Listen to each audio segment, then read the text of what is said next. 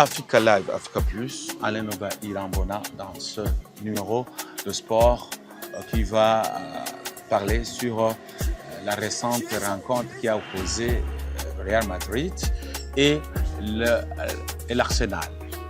Bien sûr, pour revenir sur ce qu'a fait ressortir les médias européens et surtout la presse madrilène, la presse pro-Madrid. Eh bien, c'est la presse madrilène qui désigne les coupables de l'humiliation en Ligue des Champions.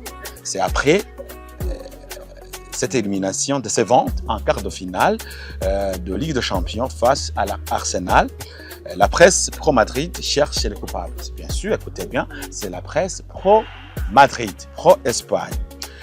Eh bien, selon toujours cet article publié par Max Franco Sanchez, c'était le 17 avril, c'est juste le lendemain de l'échec du Real Madrid. Réveil est dur à Madrid, c'était le jeudi, c'est juste le lendemain du match. Pour la première fois depuis la saison 2019-2020, le Real Madrid ne disputera pas les demi-finales de la compétition fétiche de la Ligue des Champions. Plus qu'élimination en elle-même, c'est la manière dont les meringues ont été mises à la porte qui passe mal. Une équipe dépassée, Real Madrid, des stars à la rue, peu décisive, une animation offensive sans ligne directrice et donc une leçon de football infligée par des Ghanas qui n'ont jamais vraiment été inquiétés sur l'ensemble de deux rencontres, que ce soit à l'aller comme au retour. Et à Madrid, on aime forcément trouver des coupables et des responsables. Forcément, comme c'est souvent le cas, l'entraîneur est le premier homme à être pointé du doigt. Déjà critiqué depuis un bon moment, Ancelotti est logiquement au cœur des critiques ce matin. C'était le jeudi, d'après toujours cette presse madrilène. Le Real Madrid a été victime de son manque de football, comme c'était annoncé depuis le début de saison. La fin de cycle est évidente, explique ainsi Marca, et l'absence de fond de jeu de l'équipe, mais pas que, puisque certaines décisions au niveau de ses choix de joueurs ou de son coaching en cours de match interrogent aussi. Tout indique que c'était d'ailleurs son dernier match de Ligue des Champions à la tête du club de la capitale espagnole. Carlo Ancelotti, quels sont les détails qu'on peut dire sur lui? Mais l'Italien n'est pas le seul qui prend cher, au contraire. Même jusqu'au vu du scénario, les propos des journalistes espagnols restent assez mesurés par respect pour un homme qui a tant gagné sur le banc de Bernabéu, mais aussi parce qu'il y a d'autres hommes qui sont aussi coupables, si ce n'est plus à commencer par les joueurs. Kylian Mbappé se fait détruire, mais il n'est pas le seul.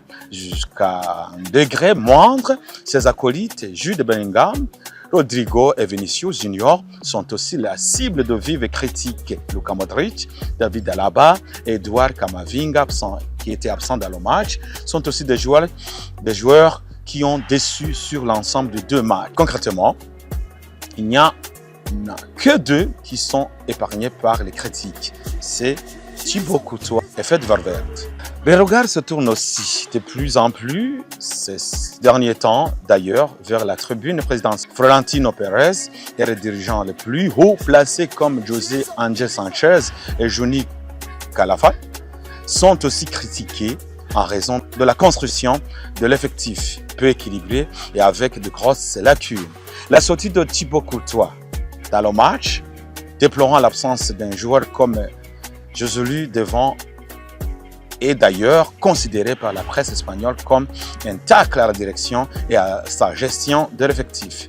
L'absence marquée de Pérez pour Mbappé a provoqué un déséquilibre dans l'équipe et encore mise en avant dans la presse ibérique. Le matin du jeudi, c'était le lendemain de la rencontre entre Real Madrid et Arsenal. Enfin, Antonio Pintus, le préparateur physique de l'équipe est aussi pointé du doigt. Même si certains joueurs peuvent être jugés nonchalants et pas forcément impliqués sur le plan défensif, le Real Madrid a couru plus de 20 km en moins qu'Arsenal sur la double confrontation avec de nombreux joueurs qui semblaient usés et à court de forme. La méthode sort toujours ces médias madrilènes. La méthode Pintus n'a pas porté ses fruits cette saison. Au contraire même, elle a handicapé l'équipe. Autant dire qu'il risque d'avoir du ménage cet été. Quel avenir nous réserve toujours des surprises.